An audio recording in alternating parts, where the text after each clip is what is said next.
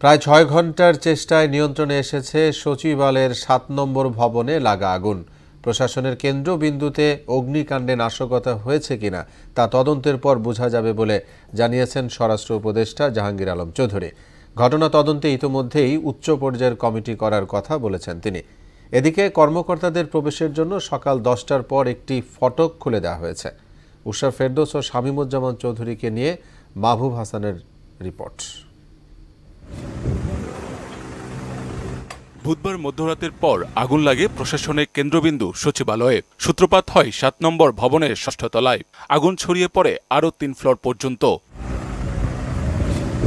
সচিবালয়ের ৭ নম্বর ভবনটিতে আছে যুব ও ক্রীড়া মন্ত্রণালয়, ডাক, টেলিযোগাযোগ ও তথ্য প্রযুক্তি মন্ত্রণালয়, স্থানীয় সরকার ও সমবায় মন্ত্রণালয়, শ্রম ও কর্মসংস্থান মন্ত্রণালয়, অর্থ এবং সড়ক পরিবহন ও সেতু মন্ত্রণালয়ের মতো বিভিন্ন বিভাগ।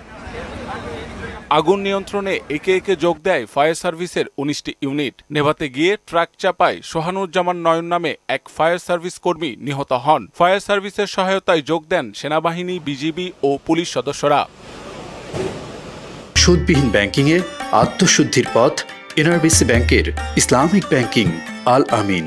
ফায়ার সার্ভিস জানায় আগুন নিয়ন্ত্রণে ৬ ঘন্টা বেশি সময় লেগেছে। প্রতিটা রুম সার্চ করে করে আগুন নিভানোর ব্যবস্থা করেছে এবং মোটামুটি এটা প্রায় শেষের দিকে। আমাদের এই পর্যন্ত এখানে প্রায় ২১১ জনের একটা জনবল নিয়োজিত হয়েছে। বৃহস্পতিবার সকাল ৯টার দিকে সচিবালয়ে যান স্বরাষ্ট্র উপদেষ্টা জাহাঙ্গীর আলম চৌধুরী। তিনি বলেন, অগ্নিকাণ্ড তদন্তে উচ্চ পর্যায়ের কমিটি করা হয়েছে। রিপোর্টের পরই বোঝা যাবে এতে কোনো নাশকতা আছে কিনা। এটার ব্যাপারে আমরা একটা তদন্ত কমিটি গঠন করে দিচ্ছি। ক্যাবিনেট সেক্রেটারি অলরেডি ইনস্ট্রাকশন দেওয়া হয়েছে। ইনভেস্টিগেশনের আগে আমি তো বলতে পারবো না, ইনভেস্টিগেশনের পরে আপনাদের আমরা জানাবো। কত সদস্য তদন্ত কমিটি হচ্ছে এখন? তদন্ত কমিটি কত সদস্য? এটা ৫ জন হতে পারে, ৭ জন হতে পারে, ৯ জন হতে পারে, ১১ জন হতে পারে। এই মুহূর্তে তো আমরা পরে আপনারা জানাই দিতে পারি। এদিকে আগুন নিয়ন্ত্রণের পর কাজে যোগ দিতে সকাল থেকে সচিবালয়ের বাইরে ভিড় করছেন হাজারো কর্মকর্তা কর্মচারী। তাদের প্রবেশের জন্য একটি মাত্র গেট খোলা রাখা হয়েছে। এতে ভেতরে ঢুকতে বেগ পেতে হয় কর্মকর্তাদের।